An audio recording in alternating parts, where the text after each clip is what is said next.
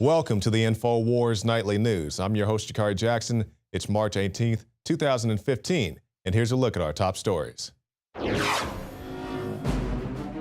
Tonight, shock video. The Border Patrol rips an innocent family out of their car.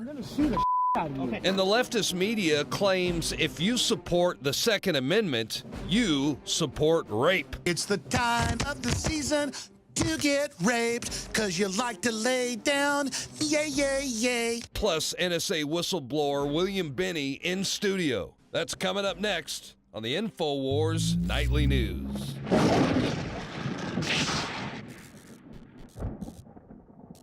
And welcome back. Earlier this week, we celebrated, or at least I did in the state of Texas, open carry of your handgun, because here in the state, there's been a lot of open carry of long guns, but they wanted to have the complete constitutional carry, which isn't exactly what we have right now, but it's a step towards it. So we have, even in a preliminary sense, I guess, it still has to go to our Governor Greg Abbott, open carry of the pistol. But some people say this is too much, and not only the open carry of a firearm, but also the campus carry of a firearm. And now we have leftist media outlets saying that if you support the Second Amendment, you support rape. This is a very true story. On Tuesday, Ross Story said the push to legalize campus carry by pro-gun activists is sheer blankery on so many levels. It is also a subtle form of rape denialism, whatever that means. These laws are functionally more pro-rape than anti-rape. So I guess my question is, does Ross Story think that rape began with the invent of the firearm? Because rape has been along long before pistols, shotguns, rifles, AK-47s, AR-15s. But now they're saying that if you support having the right to bear arms, you are supporting the rapist's rights to rape a woman. Well, I support the woman's right to defend herself. So if she, the 5'2", 100-pound woman encounters the 6'7" rapist, if she wants to pull out a, a .38 snub and shoot the guy, I have no issue with that. And I took a trip to the University of Texas last year, and I was curious, what people thought about rape, or, how this thing should be responded to. They said, well, if there's an incident, you can run to one of the phones that's there on your screen and call for help. So I had to rationalize this in my own mind. So I'm saying to myself, if a woman is sexually assaulted, granted, if she survives the assault, now she has to run with torn clothing through the campus to get to one of these phones and hope that somebody can get there in a reasonable time to save her, 5 minutes or so. That wasn't exactly what I had in mind for self-defense. And then there's always the rationale, well, if the woman has a gun, the intruder or the perpetrator can take it from her. But, they want you to call on your cell phone if you have some type of incident. So I said, okay, let me ask you this. So you're telling me that a big, 6'7" linebacker type who has the ninja skills to snatch a loaded gun out of your hand also can't take away your phone. For some reason, he won't be able to do that. And let me be very clear. I'm not saying everybody needs to be armed. I'm not trying to put a shotgun in every closet in America. But if you want the right to defend yourself, and you think you could do that best with a firearm or a knife or brass knuckles or whatever you think would be appropriate for you in your situation, I think you should have the right to do that. And I don't think it's at all sexist or racist or whatever the buzz term is this week to own a firearm, because you guys recall it was, I believe, the LA Times, just going off memory, saying that it's racist, the racist white gun owners in America, that's what's wrong with this country. And that's just what they continue to put out there in the media with these news articles like this. Now let's move on to the Border Patrol. Now, I had a chance to meet the Border Patrol last year, went down there, did several stories about how people were coming over the border. And it's not a racial issue, it's a border security issue, because when you have open borders, anybody could come in, anybody can go out. And, I don't want internal checkpoints, but, if we have national borders, we should have our national sovereignty. And people say that borders are racist. It's just a big symbolism of racism. Well, if I go down to Mexico, they have a border there too. If I go up to Canada, they have a border there too. If I want to go to China, I'm going to get stopped in customs and like, what are you guys doing trying to come into our country? And I think that's perfectly fine if you do that. So, or for them to do that. So the point I'm trying to make here is now the Border Patrol is being punished for reporting large groups of illegals coming into our country. Because if you go down to the Mexico border and you decide to come back up, you're going to get stopped at an internal checkpoint, and they're going to ask you what your business is. That happened to me, Joe Biggs, other people as well. And we filmed some of these. And the guy, he says, are you guys American citizens? And I say, sir, I'd rather not answer that and just go on about my business. Well, where were you born? You know, what's in the car? I say, sir, I can assure you we are conducting no criminal activity. The only criminal activity is your unconstitutional questions. But let's go back to the article. A Border Patrol agent has testified that the Department of Homeland Security is deliberately fudging data to hoodwink the American public into believing that the border is secure, when reality is it is overrun, with 60% of all illegals crossing going uncaptured. And he says, I want to be crystal clear. The border is not secure, said Border Agent Chris Cabrera. And I do agree. You know, everybody's very, or at least I'm concerned about what's coming over this border. And once again, you know, I don't want, you know, domestic checkpoints and all that, but I do think it's perfectly logical to have a border checkpoint to check what's coming into your country. But, you know, not everything that they're doing down there is great. And let me preface this, because when I talk about Border Patrol, or I talk about the ATF, or I talk about the cops, or I talk about the military, I can't talk about all these agencies as a whole. It's these particular agents who are giving these constitutional orders from the brass up top. So when I meet the Border Patrol agent, he wants to know everything about me. When I tell him where the illegals are, I say, sir, I can draw you a map to where they are. He says, yeah, I know about those guys. I want to know about what you have going on. So I don't have an issue with that guy himself. It's just all these orders these guys are being given. With that said, we have Border Patrol ripping an innocent family out of their car. Where are you going today? I'm sorry, sir, but I don't have to answer that question. I'm sorry? I don't have to answer that question. Can you park right there, please? For what? Can you park right there? For what?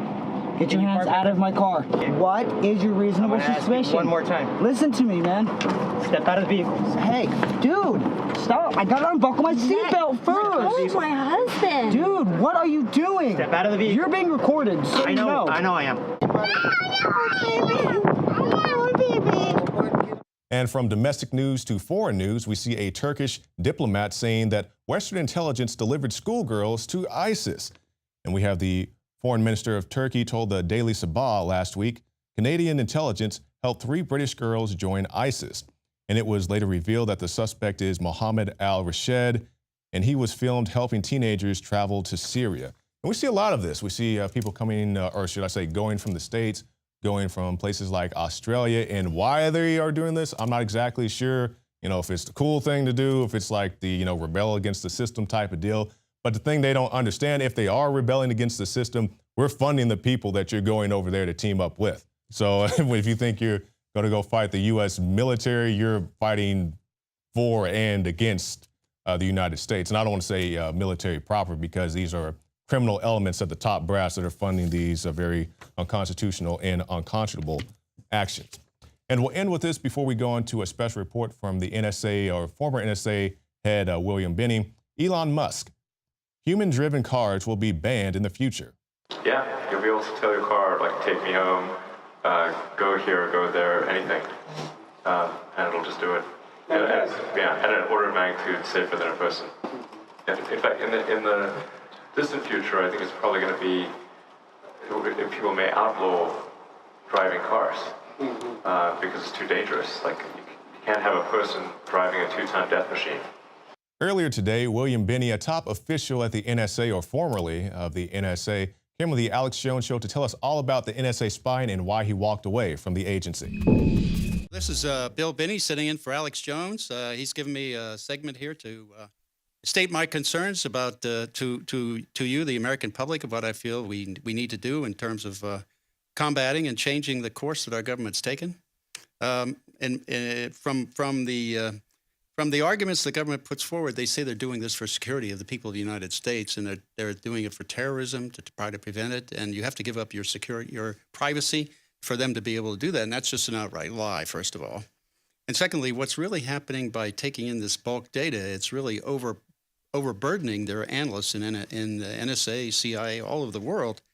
And so they can't really stop these events of terrorism, like the bombings in Boston, or the shooting in Paris, or in Copenhagen, or the Fort Hood shooter, or any of that, because their analysts are so burdened with data. They use a dictionary select type approach, which is fundamentally a Google approach. That means that when they do their daily polls, they use their dictionary select, and they get like a Google return. Well, that's hundreds of thousands or even 1 million returns.